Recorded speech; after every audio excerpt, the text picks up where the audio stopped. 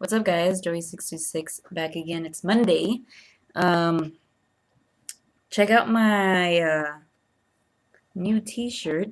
Oh, it's gonna be backwards, but it's all good. Teenage Mutant Ninja Turtles. I had to rock it. I saw it online. Had to get it. Why not? And I like pizza too. So, I'm just here with my tea, my mango tea, sipping on my mango tea. I don't know what it is about tea, but every time I do drink tea, it feels like it's going to be a good morning, a good day. It makes me feel better. I feel healthier. And I don't know, there's just something about tea that it settles well in my stomach. So, drink tea, guys. I don't know how some people don't like tea. Uh, but anyway, today I'm going to do a Christmas tag. And it was sent, some questions were sent by a subscriber. So I'm going to get to that. So, number one is, are you excited for Christmas this year? I definitely am excited for Christmas this year. Simply just because I'm stress free in general, and I am with all the people that I need to be with this year. Last year was a different situation, and I wasn't 100% there, happy or anything like that. But this is a year where I'm more relaxed. I'm stress free financially, and I am enjoying my life, and I now I know where I'm supposed to be, and I'm with my family, and I'm with my puppy who's sleeping here, and everything's great. So yeah, I'm excited. What's the biggest Christmas tradition in my family? Um, well, back when I was little, we had a tradition to always go to my uncle's house and we'd spend it there and open presents and stuff like that. But now that we're grown, it's different. It gets boring. The same shit gets boring. And my parents are getting older and they're not so jolly anymore. So um the only tradition that I do try to keep is just cooking some Colombian food, which is like empanadas and tamales. So that's the only thing left. And opening presents in the morning. That's what we enjoy doing. So that's that. You usually get a lot of presents? Not really. I really don't care about getting a lot of presents, to be honest, because I just don't care. Um, I only care about being around the people that matter. Do you feel your presents? Do you feel your presents before you get to open them? No, man. I used to do it when I was little. Ever snuck a peek inside them when I was little? I used to be like, "Is that a Barbie? I hope it's a Barbie. I hope it's a Barbie car or some shit like that." Anyway, what's your favorite part of Christmas? I think giving my gifts to people and just seeing their expression. And eating a lot. Do you build a gingerbread house this year? No, I did it. Tried doing it once last year or some shit like that, but no, I didn't do it. Do you open presents before stockings or the other way around? Actually, my parents are Colombian. We weren't raised to have stockings. I think it's more of an American thing, even though I'm American, but I wasn't raised that way. To have stockings. Like I like to have stockings on my wall, but that's about it. We don't actually put stuff in there. Do you like gingerbread cookies? Yeah, I do. They're good. If it's a cookie, I'll eat it. I'm like the freaking cookie monster. I love cookies. Favorite Christmas dessert? Desserts? I don't know. Christmas desserts. I don't know. I guess a Christmas cookie. If I see a colorful cookie, I'll eat that. Other than that, I don't know. Do you own a Santa hat? Of course. Who doesn't? I also have an elf hat. Mm. What color did you decorate your tree? I don't have a tree. Do you use the same ornaments every year? Kinda, but I always tend to get new ones. It just depends. Do you know what reindeer food is? Uh, don't they eat hay or grass or some shit? I don't know. Do you make it every year? Do I make what every year? Anyway, do you still believe in Santa? Hell, fuck no. Ever caught your mom kissing Santa? Well, the only Santa here is my father. Um, Favorite Christmas movie? That's a good question. Christmas movie, Home Alone, and The Grinch Who Stole Christmas. The Jim Carrey version. Those are my two favorite movies. Give gifts or get gifts. Your favorite part? I like giving gifts. Of course when you're smaller you like getting gifts. Like gimme, gimme, gimme. But now I really don't care.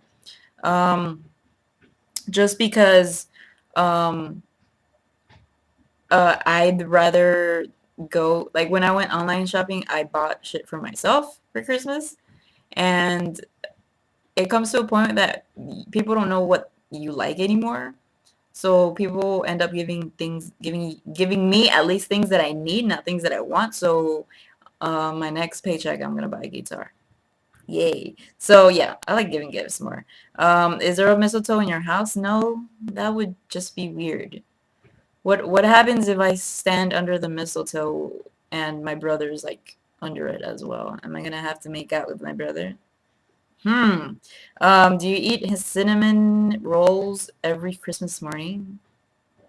Is that what you're supposed to? Is that what Americans do? Eat cinnamon rolls in the morning? I didn't know that. I don't do that. I just eat normal breakfast, waffles, pancakes, Colombian food, and yeah, that's that. Also, I did want to read an article.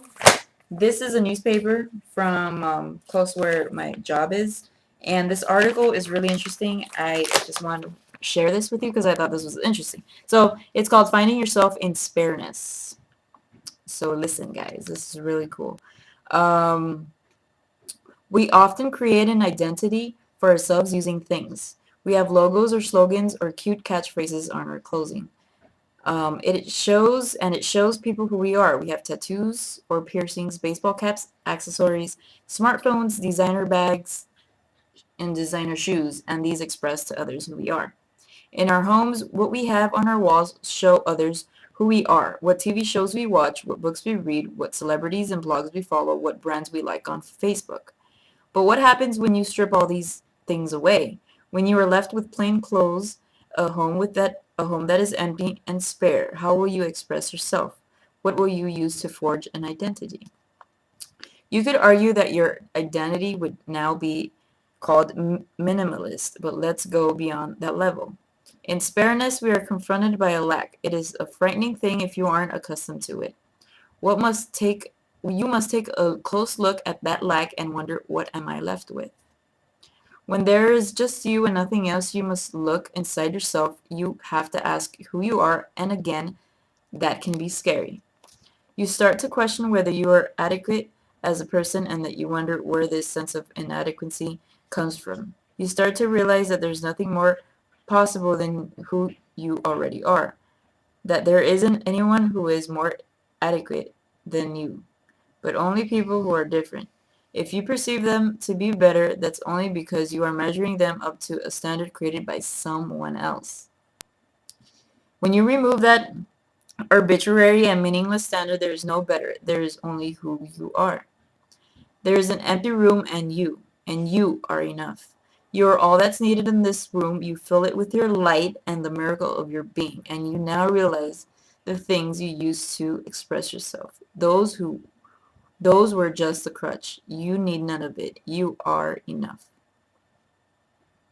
In spareness, you find enough. Anyway, so it's a good article. And I can extremely, like I super can relate to it. Um, I can relate to it just because of the simple fact that this whole year, that's what I've been doing, finding myself over again and over again. And I find, and it's crazy what you find within yourself. Especially when you're in a long ass relationship, you kind of lose yourself. But it's awesome. It's awesome being by myself. And I used to think, oh, I'm alone and this and that. And yeah, it does get lonely sometimes, but I think it's just amazing how you find new things to do, and you start being creative with your own self and finding new things that you like, new hobbies. You do things that you couldn't do before, you thought you couldn't do before, and you accomplish so many things in your life. And it's just amazing how you grow as a person in just 1 year. And I feel like this year has gone so fast, like extremely fast. And that just shows that I've been super busy with myself. and working and getting an education and meeting lots and lots of people. And it's crazy how like so I was so like locked up in these four walls, and it's not because I wanted to, it's because I thought that I was supposed to do that. And it's crazy how you just conform in a life to make someone happy, I guess you could say, but it should be the other way around. You should conform to be yourself and make yourself happy. And then hopefully I find that person that I can be happy with and love me for who I am and not try to change me. You know what I mean? I hope to find a person that loves the same things that I do, that wants to grow as I do, and doesn't judge me for my mistakes and my flaws. And you know what I mean? And lets me be myself. Lets me be my own person. And it's a great article. I just think it's fantastic. And so that's that. I just wanted to share that. So until next Monday, guys, have a great week. Stay busy. And yeah, have a great weekend and a great week. Peace, guys. Bye.